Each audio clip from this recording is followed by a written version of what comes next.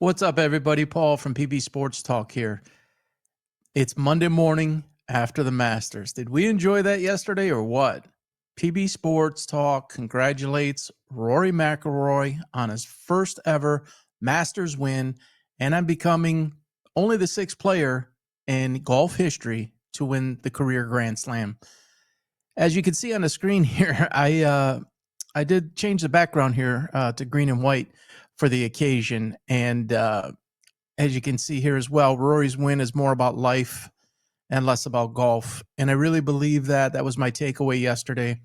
Obviously, he's a great golfer. We didn't need to see what we saw yesterday to know or believe that he was a great golfer. We've known that.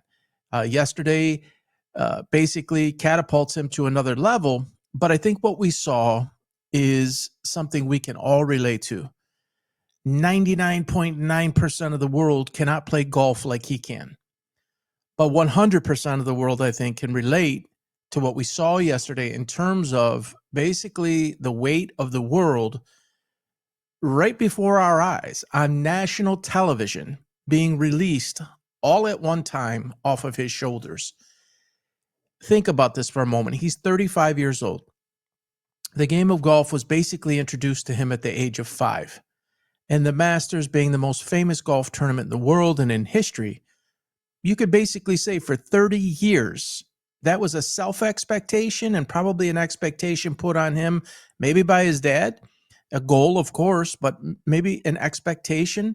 Then as he came up through, 8, 10, 12, 14 and competing, in juniors and things like that, then becoming a pro, then winning at the highest level, but the Masters eluding him for 17 years, getting close, never quite making it to the top, watching others win the Masters before him, being in a position to win it before and then never winning it, the constant resilience, the constant getting knocked down and getting back up, and then overcoming it all, and then nearly losing it again.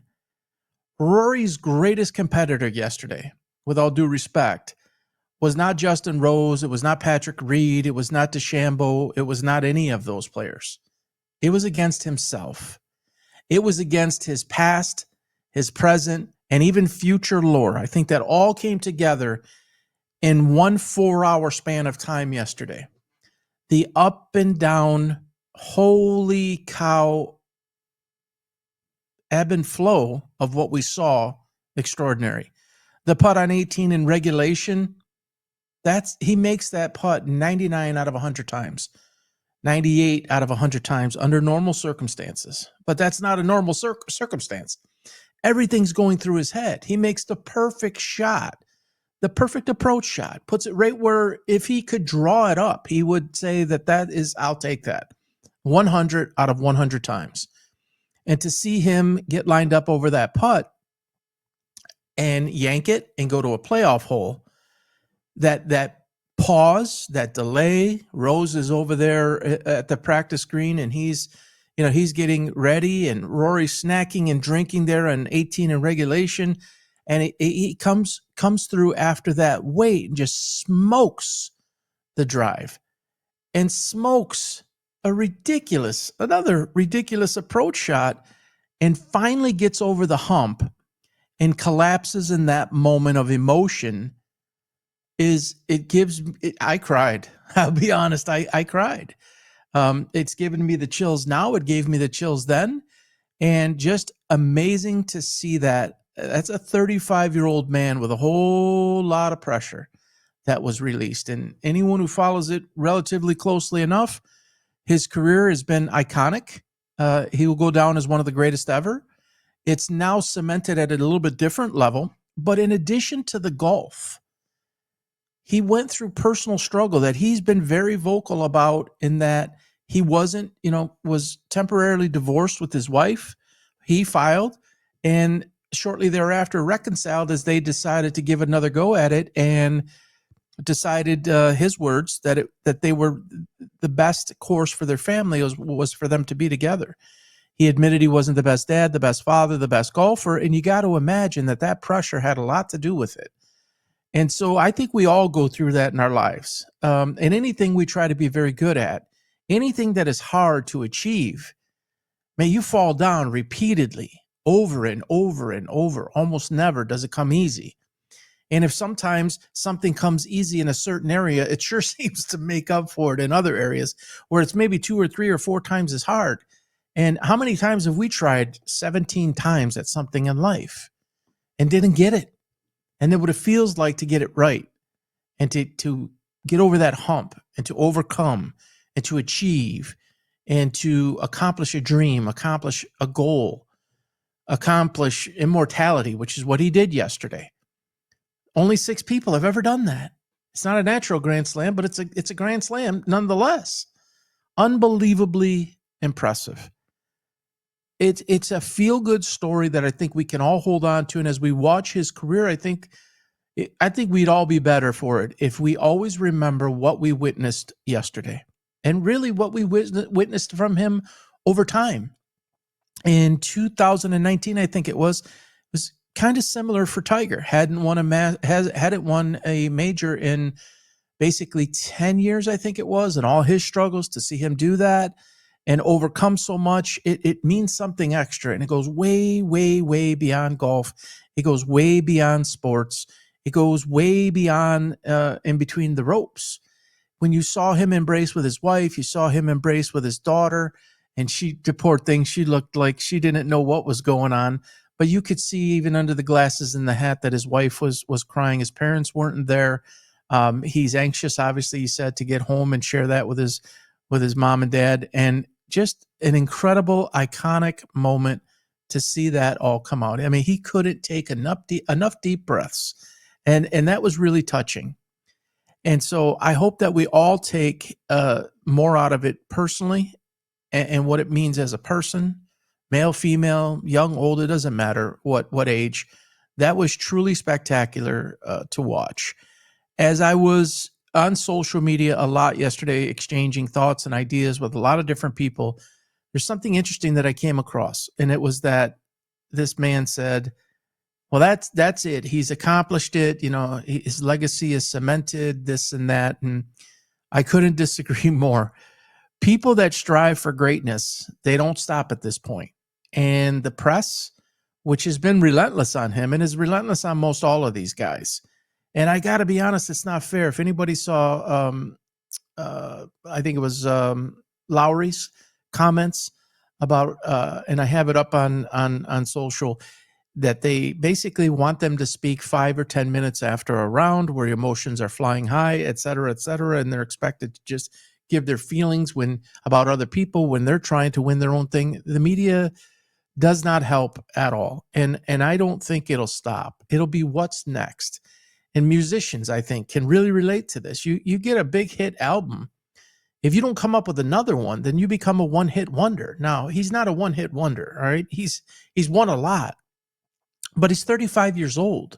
And now it will be, they will compare him against Phil. They will compare him against Koepka. They will compare him in some of the current era, but they will also compare him against Tiger and Jack and some other things. And how far could he really go? If he's got 10 solid years, they'll start putting a count on it again. If he wins an average of a major and a half a year over the next 10, that gives him 12 more. And let's see how many it's not going to stop. This part has stopped. And what I think we could see, it'd be interesting to watch, is if this unlocks the door to more. If this, getting the monkey off the back type feeling just injects more levels of his game to be unleashed. And we saw yesterday, and it's amazing too, he's playing pretty good golf, but at a course like that plays a lot to his strengths, the PGA Championship this year will play to his strengths again as well. And it's like you see him rise to an occasion like that. You really see his game come to the forefront. He's got more gears. I think he's got more levels. I think he's got more gears to get to. I think he can put a few together. And quite honestly, I don't think there's anybody right now Scotty Scheffler, yeah, you could say that. Schauffele always seems to be in the mix. Justin Rose, man, at 44, that's pretty impressive. Force it. What a putt, man. God, that's amazing to see. He's no young chipmunk anymore. That's not easy to do. But there is nobody overwhelmingly dominating the game to where Rory cannot. It's not like there's a Tiger here now. And it's like, oh my gosh, no matter what I do, I can't win. He can win more. It's not going to be easy. There's a lot of players at the current time that are basically of equal level, I believe, of ability. And so he could string together some more. But the point to all of this that I'm making is the way that he's wired, the way that he was raised, the era that he grew up in, being associated with Tiger and some of the other greats in the way that he has, I don't think this is the end of the push for greatness. I think it's just the most recent, and now it's what's next. This is the first major of the year. There are 3 more majors to come this year. He even said it yesterday. So what's the story going to be? I wonder what the story is going to be going into the Masters next year. Yes, I agree. That's a great question. But what's going to be the story going into the next major? Can he win 2 in a row? Can he win a natural Grand Slam? How many total majors can he win? Was it just a blip on the radar? Is he done? All these questions and 1,000 more will be asked, and the pressure will mount again.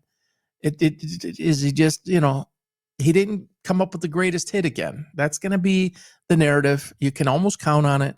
They have to build that anticipation. They have to build that crescendo and get people to watch. And boy, golf needed this. It needed this in the worst possible way. In my opinion, the game has suffered immensely. I've said it before since Tiger left, and I shouldn't say since he left. Since it just so many injuries have accumulated. He's out again with the Achilles. And golf needs somebody truly to get behind. And Rory's story is a great one. It's not to take anything away from Scheffler or any of the other guys, but I think the world, not just America, because he's from Ireland, right? I think a lot of people in the world, and I saw a lot of people commenting from all over the world yesterday, can get behind this. He's 35. He's still got a lot left in the tank, I think. And I think I have a feeling that this might open up some things for him. It's not to say that he's going to go and win 2, 3, 4 majors in a row or anything like that. I didn't hear his quote, but he'll probably take a couple of weeks off here and then get right back to it and get, primed for the other majors. And I think you'll see him take a lot of the Tiger attitude now and gear himself more with a more of a major mentality. How am I primed and ready for the majors? Am I or am I not? And I think you'll see a large focus become that now with this hump or this step being achieved. So amazing to watch. I hope the young people really saw that. I think it's great for all of us. It impacted my life. It touched me. Like I said, I was in tears, and I still feel it the next day. And I'm not a huge Rory fan. I'm not, and I never have been. But I really, really became a fan of his yesterday. So happy for the guy, happy for his family, happy for his parents.